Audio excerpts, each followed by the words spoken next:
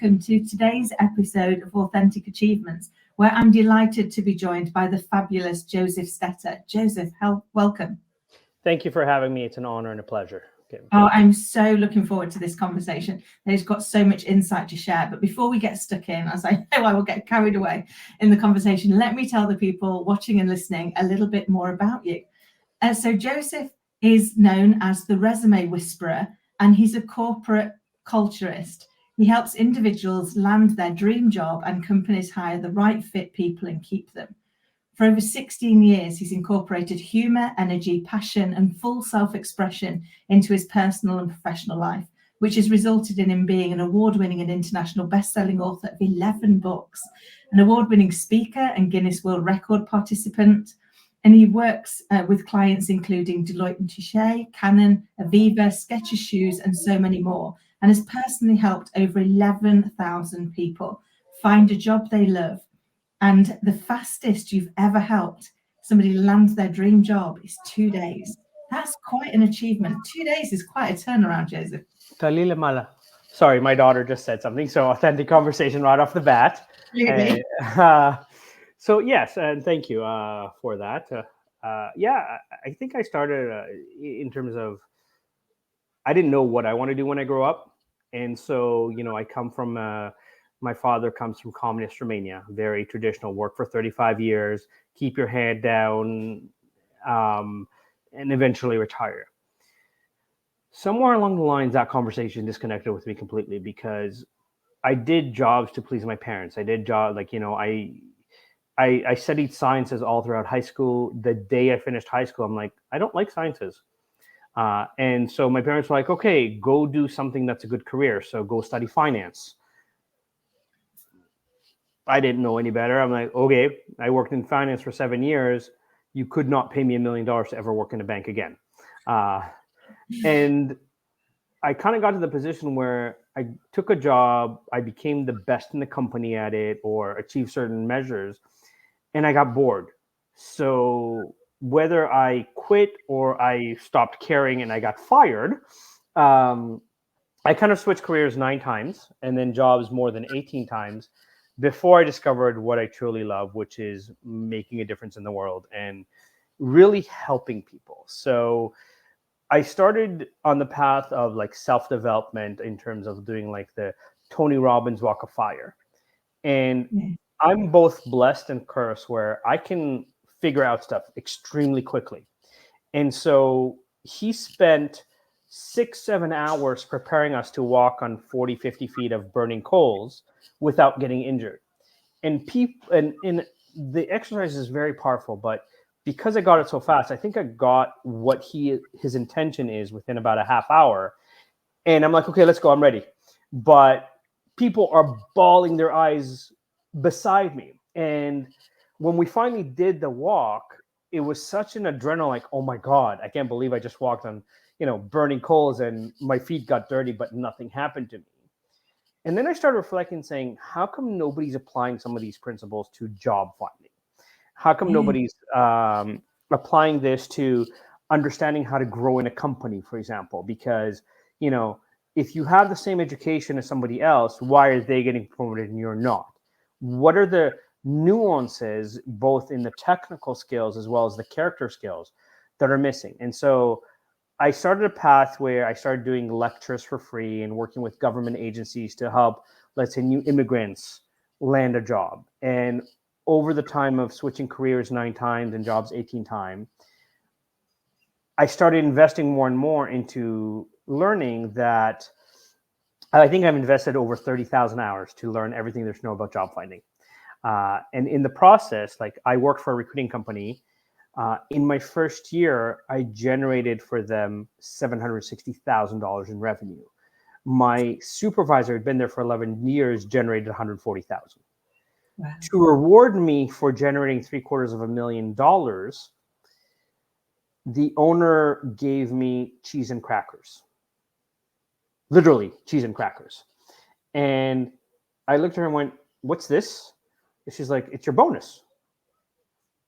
And I looked at her and said, do I look like I'm 65 years old? That I need, like, the cheese was from a very high-end grocery store where, they sell cow and whatever other kind of stuff. I'm like, do I look like I'm 65 years old that I need cheese? Sadly, the crackers were from like a dollar store. And I'm like, you know what? I don't need you. I've brought you all new business, all relationships that I've built. I'm going to open my own business. And I opened my own recruiting firm. And I spent 3 months kind of preparing the branding, the messaging, the service level, the extra value. And in my first month, I made $143,000. And I was like, okay, time for a 5-week vacation. And that kind of led me to yo-yo and an entrepreneur. And then I had a business partner that taught me a $360,000 plus life lesson that completely derailed my opportunity, because not only did she steal money from me, but this happened right after the 2009 crash, where all of a sudden my biggest clients downsized over 1,500 people and put a 3-year freeze on hiring. And so I went from having 60 plus orders a month to 0 overnight. And so I had to reinvent myself, and I had to kind of figure it out. And that led me to being a corporate culturist and the resume whisperer. I love that. Well, not I love that. I mean, you've had some awful experiences, but what you've done is you've taken those experiences and taken the lessons within them. Because I think one of the things that I've found in life is that it only really makes sense in the rearview mirror, doesn't it? It's only when you look back and you go, oh, okay, that happened so that I could learn this, so that I could develop this level of resilience, so that I could realize that actually the path might not always be clear, but as long as we keep going and we keep learning, the path will come into view. And you're taking that and not just doing it for yourself, but you're actually able to now do that for other people to help them find their path in their career. Because it's not always that easy, is it, to navigate where should I be and what do I want to do? I think society as a whole, is still a few decades behind, because the education system globally is preparing students today for the Industrial Revolution. We are now in the technological revolution.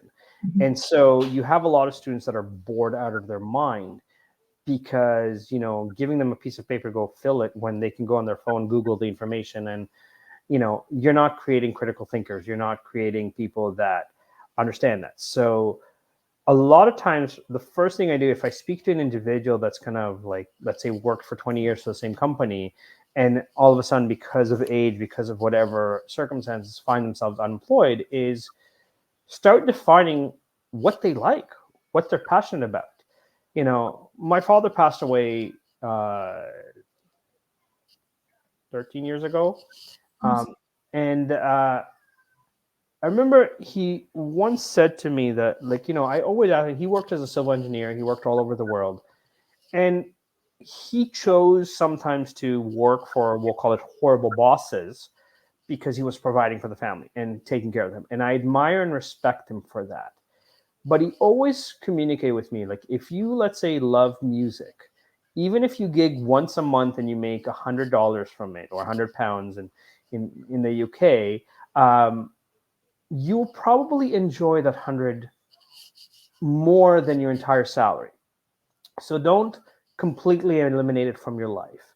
Now, what people don't realize is that a lot of these talents, all of these skills, all of a sudden there's industries that need that. There's demand for that. There is, like, wellness in corporate culture is not just it is, but it is not just a buzzword in terms of, employee retention, in terms of, not having a heart attack and dying, not this, where it's so work that we forget, let's take back. So in North America, there's kind of the East Coast mentality versus the West Coast mentality. And the best way to explain it is, in the East Coast, it's called the rat race, because if your boss asks you to come in on the weekend, you look at your boss and say, for how long do you need me? In the West Coast, the mentality is, when your boss tells you to come in on the weekend, is no, the weekend is my time. I don't work on the weekend. And there's a huge discrepancy where companies are trying to push more and more, like, do this, do this, do this. And it's not just the Excel spreadsheet, Yeah. it's, I don't know if in the UK they have a show called Undercover Boss. It is Yeah. one of my favorite television shows. I'm always amused at the end of the show when the executives go, "Oh my God, I should speak to the people that work here. I might get some insights." And, executives are forgetting that people need the water cooler conversation. People need that coffee break or tea break where they can talk about television and music and that, because it refreshes the brain. And so there's so much time looking at profits and losses and not looking at how are we treating our people? How are we, understanding what our people care about, how to, keep them engaged, get them to buy in. On the top, let's say 10 reasons why somebody leaves a job, salary is actually number 7. Yeah. The number 1 reason is how people are being treated or lack thereof. And so this is how I also became the corporate culturist, because I started understanding that I'm doing recruiting. That's how I kind of build my foundation. But in 20 years of recruiting, I've maybe replaced 5 people under warranty. And my warranty is usually a full year, where the industry standard in recruiting is 3 months. Now, the reason being is because I believe in transparency. I believe in letting you know what you're getting into without breaking confidentiality, but to the level that I don't have to deal with surprises that, oh my God, this is a horrible work environment, because I warned you that the salary is great, but these are things that you might have to deal with in advance. And so you're not necessarily frustrated from it. But there's also a conversation where right now, between learning management, between culture, in the next 30 years, we're talking a $40 billion industry. And companies are scrambling because the pandemic created we can get people to work from home and increase productivity because they're not stuck in traffic commuting to work. They're actually, doing work sometimes on flexible hours based on like they have kids or whatever needs, but the quality of the work is there. Now, the interesting thing is that actually in the UK, Google started testing a 4-day work week. And they ran this program that was like a 4-day work week, that in the UK, the productivity in Google increased by about 25% by having that 1 day at home, for example. Mm-hmm. So it's an interesting time that we live in, because things are changing, and we've become so dependent on technology that we've forgotten the human factor. Like, I've never met any company that's hired somebody directly by going, wow, this is the perfect resume. I don't even need to speak to the person. I'll hire them. Just like, on the dating side of the world, as a quick analogy, just because somebody has a great picture on a profile on online dating platform doesn't mean that you're going to have a conversation with them. Doesn't mean that just because you can text each other for hours or have a conversation on the phone, it's the same energy face to face. And so you still have to meet the person. You still have to have that conversation with them. You still have to make sure there's a level of chemistry. It's no different than the work environment. And so I've dedicated my life to help navigate from both the individual that goes, I need a change, or I need a new career, or life just knocked me down, whatever life may be. It's a divorce, it's a downsizing, it's this, to companies going, we can't find anybody because we've posted here, but we're not really getting the people that we actually want to hire. Yeah, I think there's so much complexity, isn't it, in leading people. And I love what you said about the kind of those water cooler moments. I remember working for one organization, and I went in to do transformational change, and they had no money, nothing. But we still needed to engage people. And so, and I'm not sure how this translates for our audience outside of the UK, but I had a trolley. And what I realized is I had got no money, I got nothing else, but I could make them tea and coffee, and I could take it to their desk. So I used to push this trolley around. I was the CEO, push this trolley around once a month for like 2 hours and make people drinks at their desk. And I learned so much in that 2 hours. And I remember taking my CFO with me one day, and he kind of went around as well, meeting people at their desk. And he came back and he went, I've learned more about the organization in the last hour than I learned in the last 13 years. And I was like, you will. You meet them where they are. You find out what's it like to be where you are, how are we treating you? What's it feel like? What is the strangest thing we ask you to do every day? Because you probably think we know, and I promise you we probably don't. And that's going to be where we find the nuggets of where we can transform the organization and take the frustration out. Look, if I may share a quick story to that, exactly. So I used to work in the banking industry, and I used to answer the phone with, "It's a great day," or "It's a fantastic day at name of bank. My name is Joseph. How can I help you?"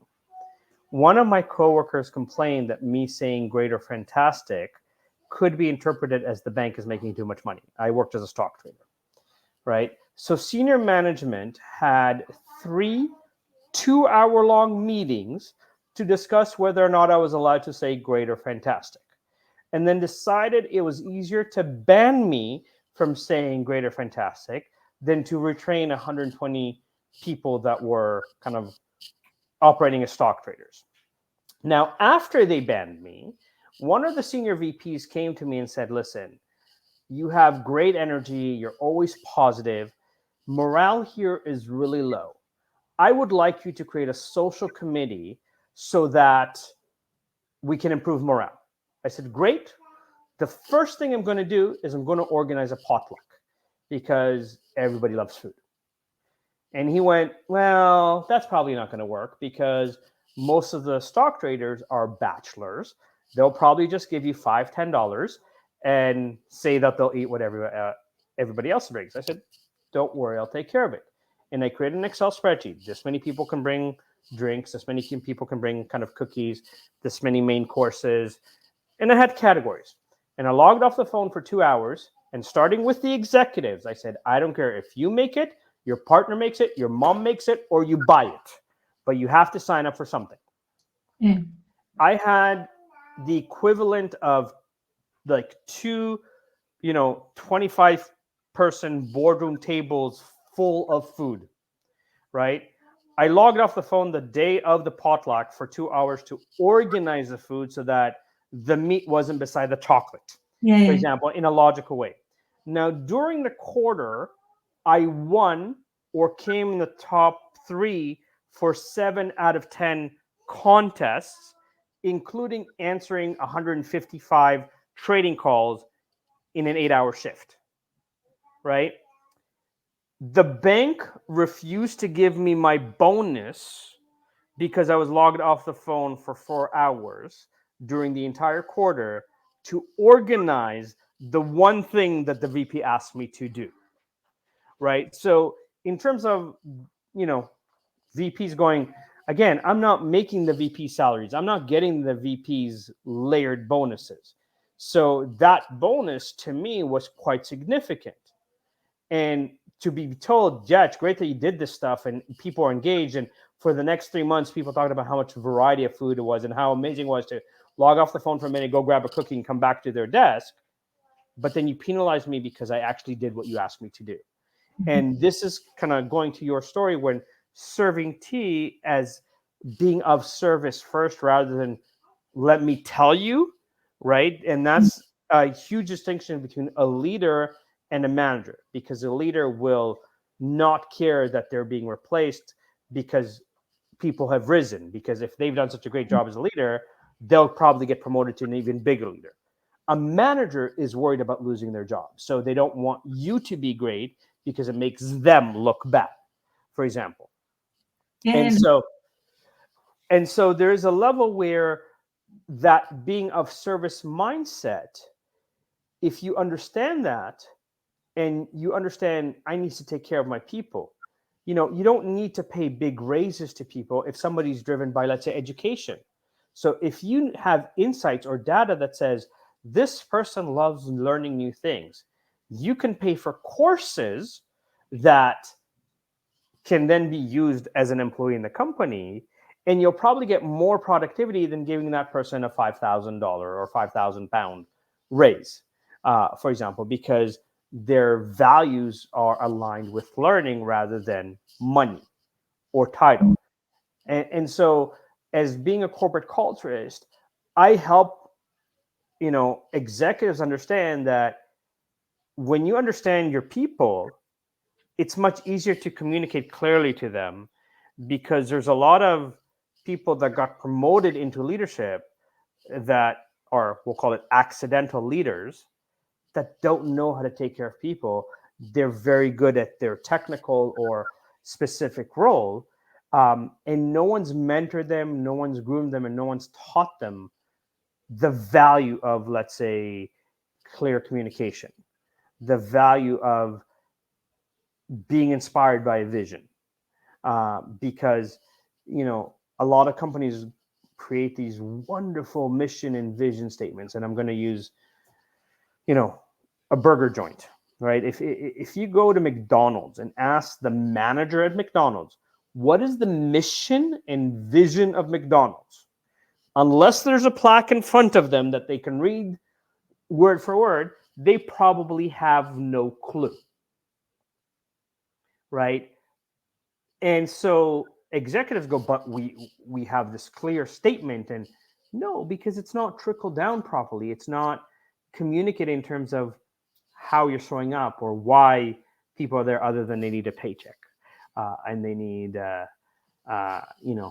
whatever, something to keep them busy. And so this is the massive disconnect where employees kind of go, I don't even know what my role is here.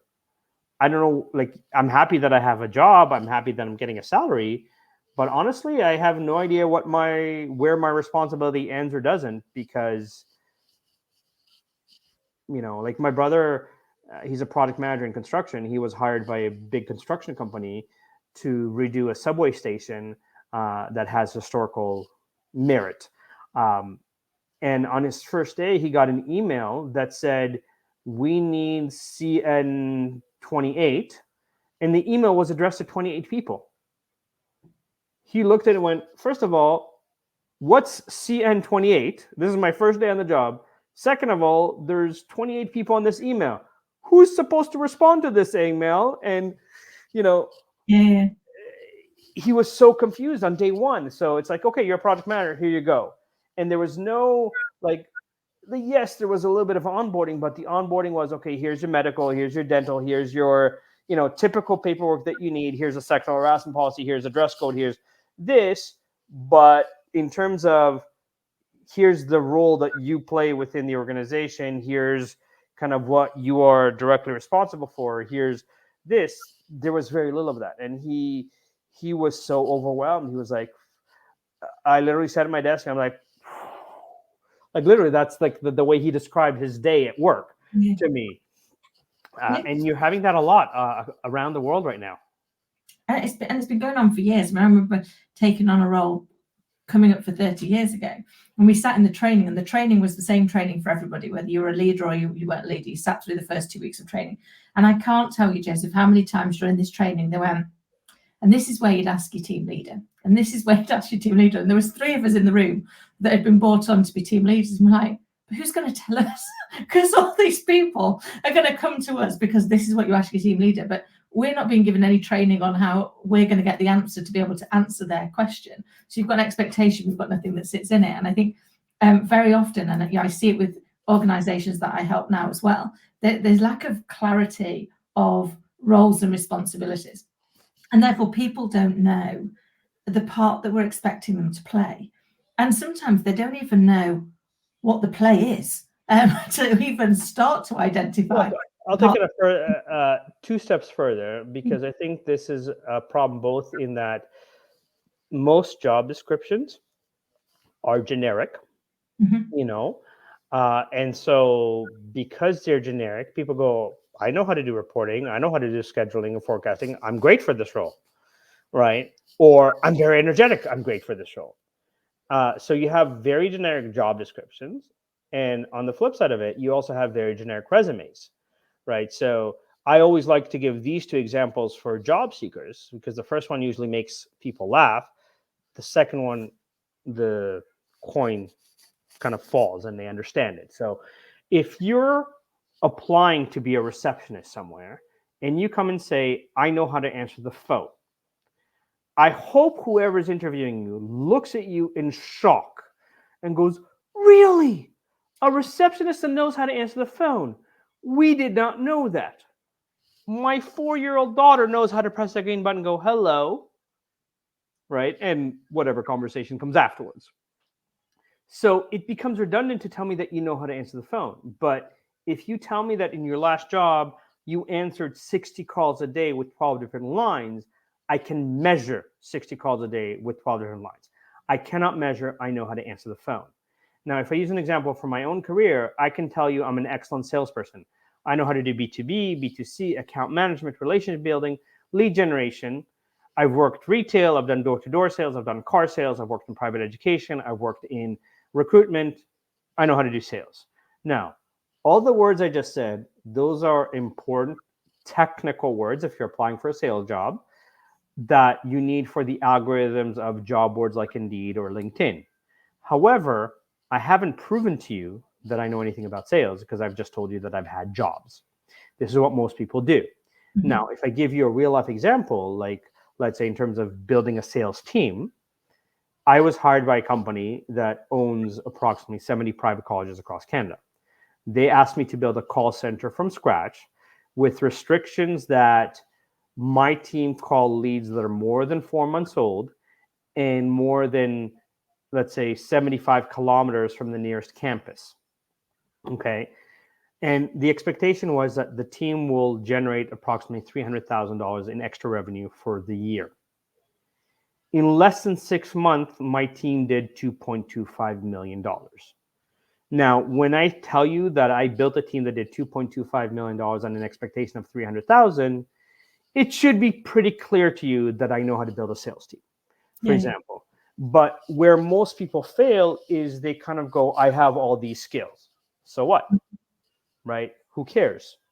Like just because you've been a leader or you have a title as a leader doesn't mean anything, because I don't know how it is in the UK, but in North America, people love to give themselves titles.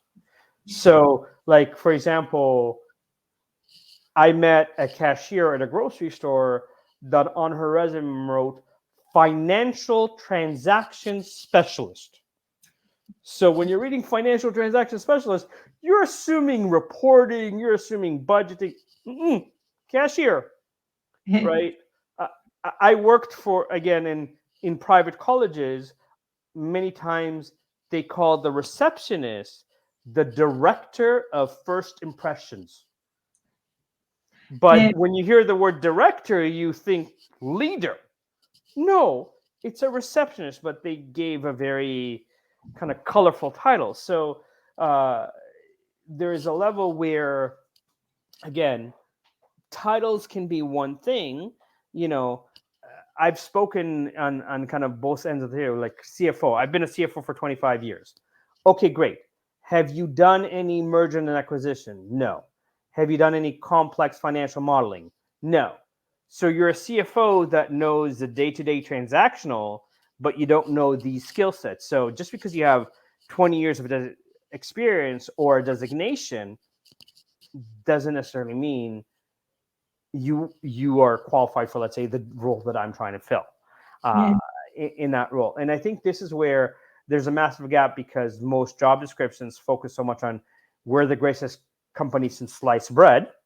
And, you'll do this, but the you do this is so,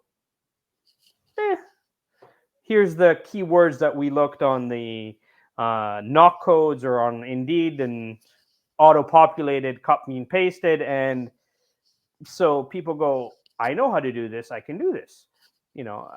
Jokingly, the definition of a project manager or a project is something that has a beginning, middle, and end. So if my daughter is going to turn 4 years old at the end of May and I organize a birthday party for her, I can call myself a project manager. I don't know how much that will fly in the corporate world, but the point is that this is how redundant some of these titles are and some of these generic qualifications, I'll call it that. If you're a leader and you're doing reporting and you don't explain to me the depth of reporting you're doing, the complexity of the reporting you're doing, the size of the reports you're doing, the frequency of the reports, the level of strategy that was implemented to create revenue, to create market share, to create whatever, I don't know that you're that good at it. Just because you have a title doesn't mean anything to me. Yeah, it really is about kind of bringing to life the context, isn't it? So that people can see what it is and at what level and how that pulls together. Joseph, you've shared such amazing insight, and I could chat to you all day, but I'm very conscious that we're getting close to time. Before we go, if you could go back and share with yourself, your younger self, a piece of advice, what would it be? I think for me, I never really understood being passionate about what I do. When I first started my career, I more focused on pleasing everybody else.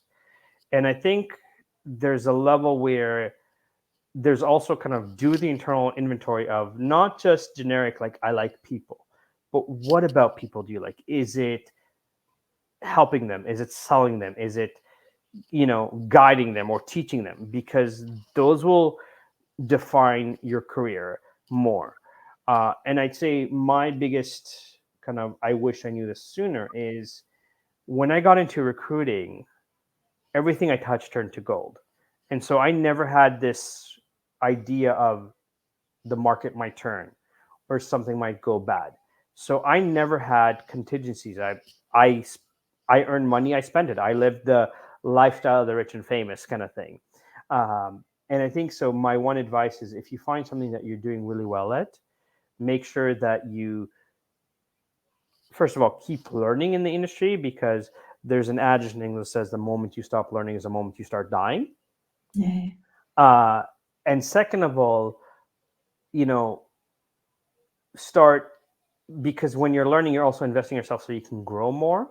But be cognizant of that life can change in an instant, right? And so there's a level where enjoy life. I'm not saying don't, because I'm very much in the moment sometimes, but be cognizant that tomorrow you might need that back plan B in terms of funds, in terms of resource. Like, my father passed away from cancer and a bad heart. Um, and literally it was overnight kind of thing. Um, and so as much as we have, family that might drive us crazy and we have there, take the time to acknowledge them. Take the time to, regardless of, you're angry today, you've calmed down, have that acknowledgement conversation, have that you're important to me conversation on the regular. So if God forbid something happens, it's not eating you up that you never got to say Mm. these things. And again, especially now with AI and things like that, unless you're an entrepreneur, and even then, the only thing that's guaranteed in life is death. Uh, Yeah. so so make sure that you are cognizant of not only upgrading your skills, but have that plan B. Every successful person that I've met always says, pay yourself first. Took me a while to understand what they're talking about. You get a paycheck, take 10% of that paycheck and put it into the Joseph account, or the Kim account for whatever it is that you want. I want to go on vacation here. So when you start putting in a little bit at a time, all of a sudden that builds. And if you put it into something that gives you compound interest, even if you're risk averse, it adds up very quickly. So, my daughter is 4 years old. When she's 8, she's going to open her own business. I don't care if she only makes $10. I want her, first of all, to learn not to be afraid of failure. And more importantly, the importance of trying and learning, so that as she progresses in life, she can follow her passion. She can follow her. Same thing with my son. And so I surround myself with people like, mentors Mhm. that have done more than me, that have earned more than me, because they give me insights that might save me a few years of struggle kind of thing. And I think that Yeah. we don't appreciate the importance of these coaches and mentors to do that. If I want to lose weight, I can go and create a program of my own. There's enough resource online for free. But hiring a personal trainer and a dietitianist or nutrition can help guide the structure, because they have information, or they can ask me questions that I won't think to ask for myself. So I think that's the most important piece of advice where it's, always be asking questions and always be aware that things are changing and you're ready for that shift kind of thing. I love that. I think it's so true. It reminds me of what I think was great advice my grandparents gave me. So my nan said, make every day a school day. And my granddad said, live each day as if it's your last and one day you'll be right. And I think somewhere in between that, they were trying to say, like, keep learning. Yeah. I remember, I'll just say, I went, once I opened my business and I took a vacation, I went to Barcelona. And my dad said to me, if you have an opportunity to experience something, don't cheapen it.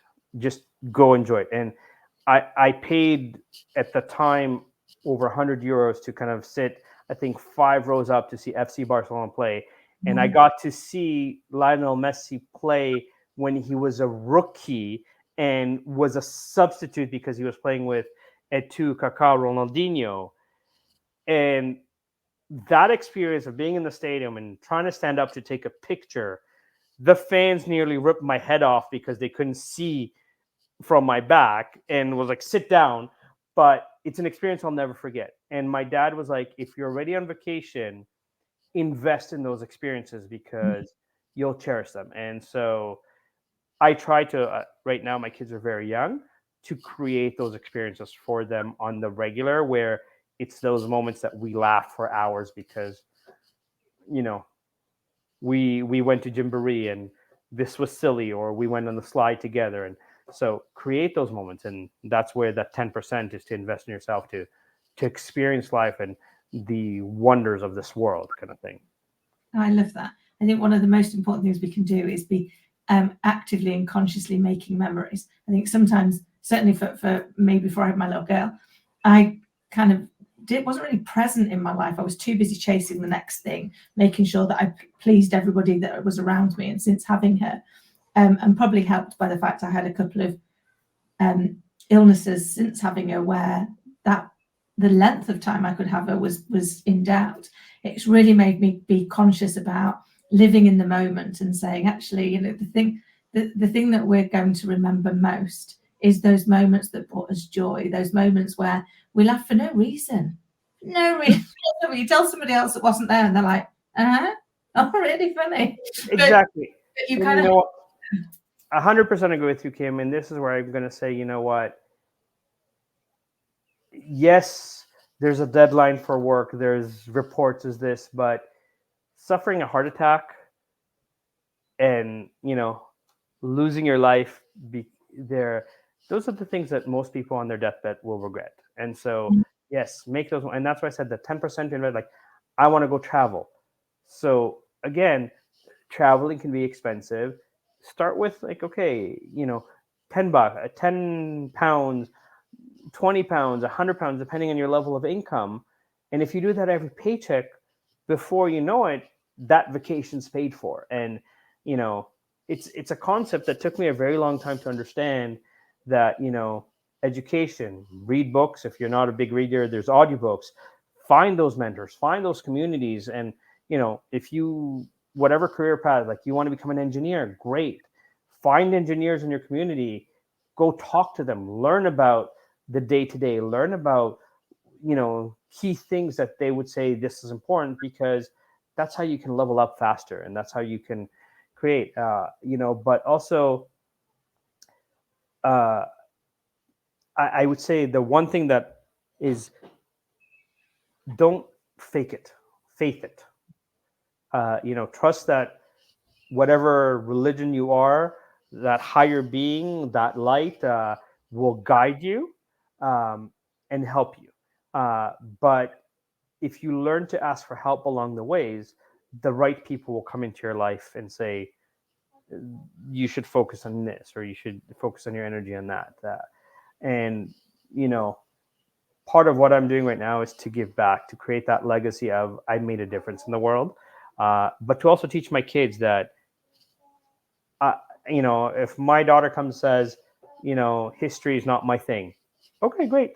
I would rather that you put in an effort to get your C in history, but shine in the subjects that you love, and shine in that, because that can help lead in your passion, what your purpose is, and kind of how you will leave your legacy in the world.